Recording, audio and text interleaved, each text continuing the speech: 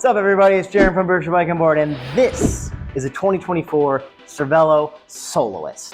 This particular model is the SRAM Force Axis Edition. That is with the new SRAM Force, which is pretty swanky as well. This bike, a lot of good bang for your buck. You got carbon frame, carbon fork, carbon wheels, electronic shifting, power meter, carbon this, that, and the other thing, and it all comes in at $6,800. A lot of bang for your buck on this one. What is a Cervelo Soloist? The Cervelo Soloist was developed a while back, and it's basically meant to be the bike to have if you're a road biker and you can only have one bike in your stable, at least in your stable of road bikes. What do I mean by that?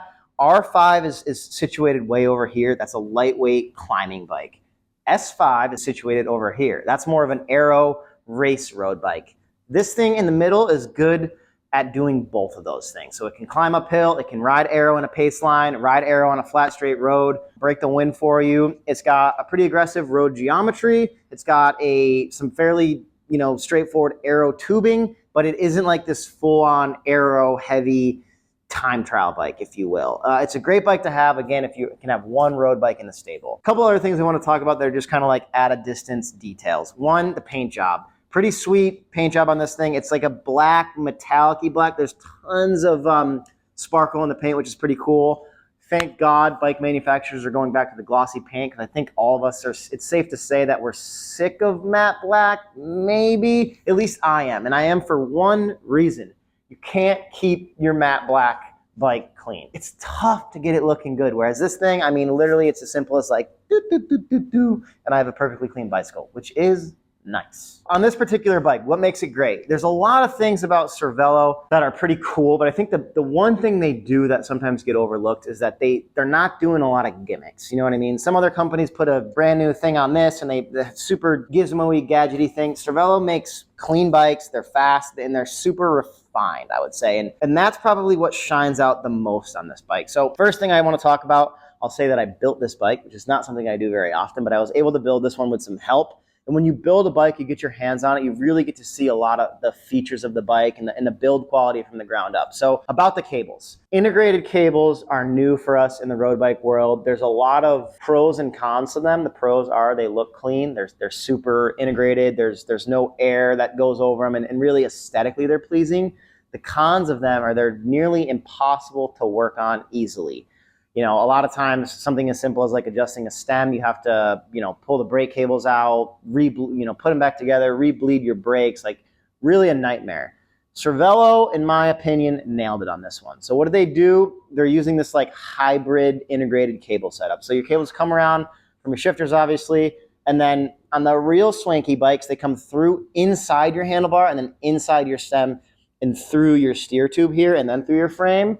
That's great, but it's very challenging to work on. What did Cervelo do? There is basically a recess in the handlebar where the cable runs through. So this cable right here, both of these cables aren't technically inside the handlebar. They're just recessed up in the handlebar. So I can't really feel them when my bars are wrapped, but they're accessible. If I took this bar tape off and I cut the electrical tape on here, these cables would just hang out, which is really nice actually when you're working on the bike. The other thing is the cables didn't go directly through the stem here. They're just routed really nicely and cleanly underneath the stem, which means if I want to change the stem, I can do so without having to re-bleed my brakes or even really like disconnect much.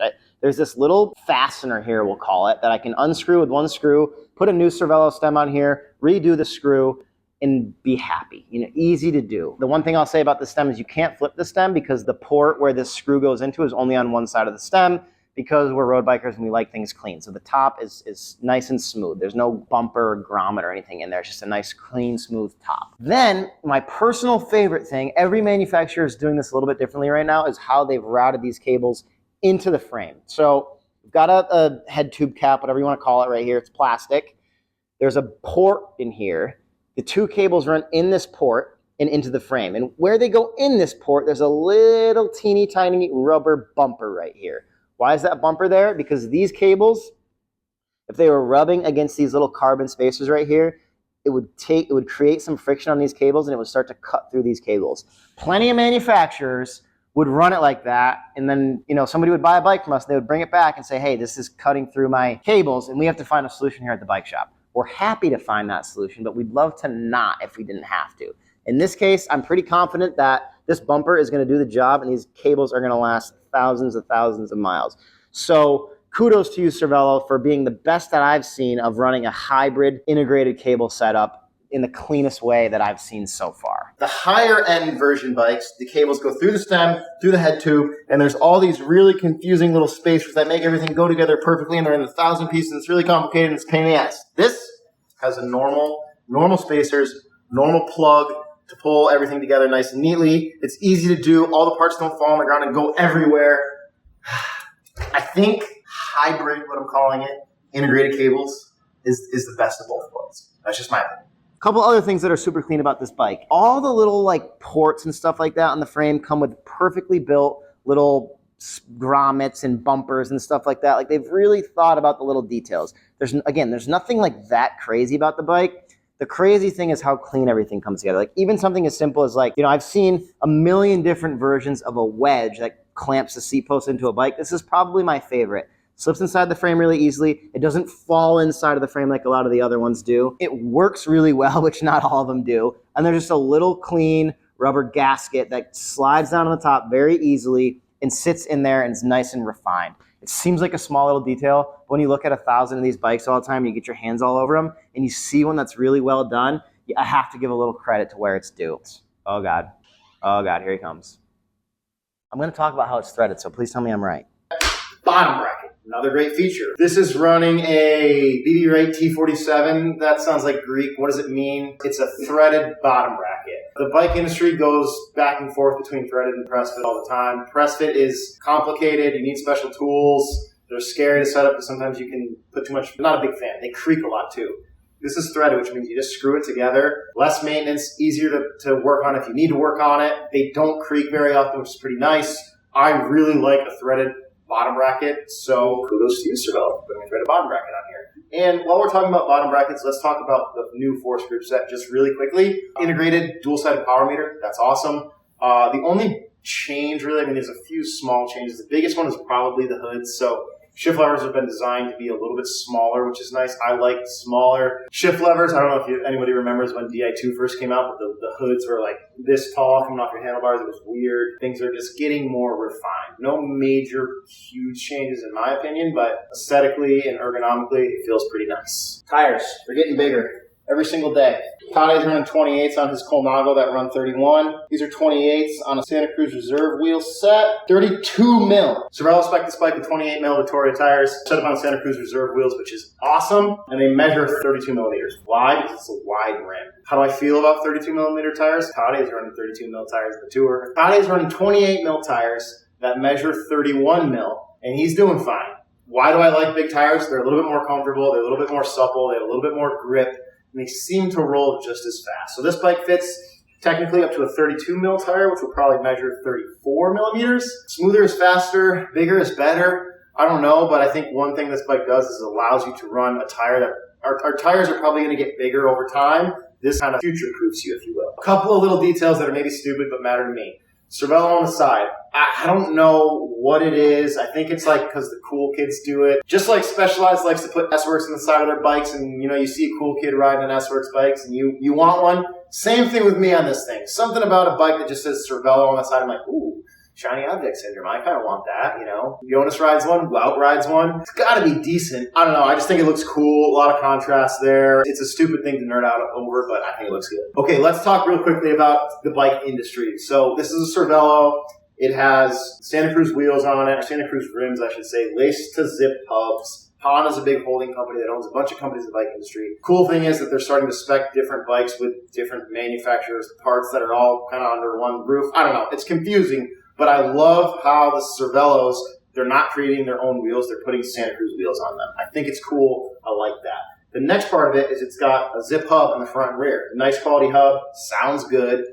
When is Pon going to buy SRAM is the question I will throw out there. I'd love to see people answer that in the comments. My guess is that it's coming soon, although that is just hypothetical. I have no inside information on that. Another little nerdy feature. I don't know if you ever have been tilting your saddle on a bike with a fancy seat post or something, but you loosen up a couple bolts. Next thing you know, like you're underneath here, you're trying to figure that out, and you got to take your seat off to tighten this bolt, and then you tighten that one up.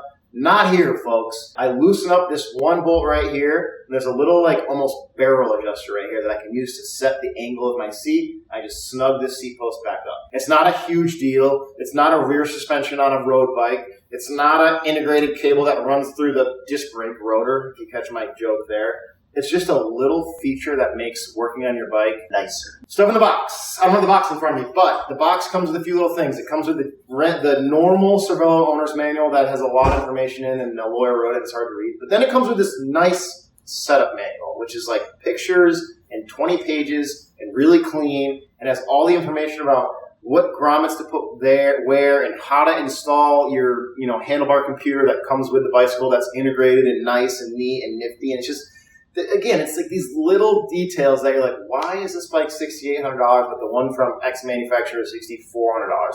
Those extra $400 you're paying for are coming for like refinement, ease of use, small little speed benefits, just overall quality of the bike that you don't see on some of the competitors that give or take the same exact price point. I've not ridden this thing yet. I'm going to ride it today probably. My first thoughts after building it, I've said it 1,000 times in this video so far, this bike, this new model from Cervelo or kind of updated model is super, super clean, dialed, refined, easy to build, nice to work on. My educated guess is that it's going to be pretty swanky out on the road. It's probably going to be a little stiff. It's probably going to be a fairly aggressive riding position, but it's probably also going to be really fun to ride over and over again, and probably not a terrible choice if you're going to have one road bike home near your garage.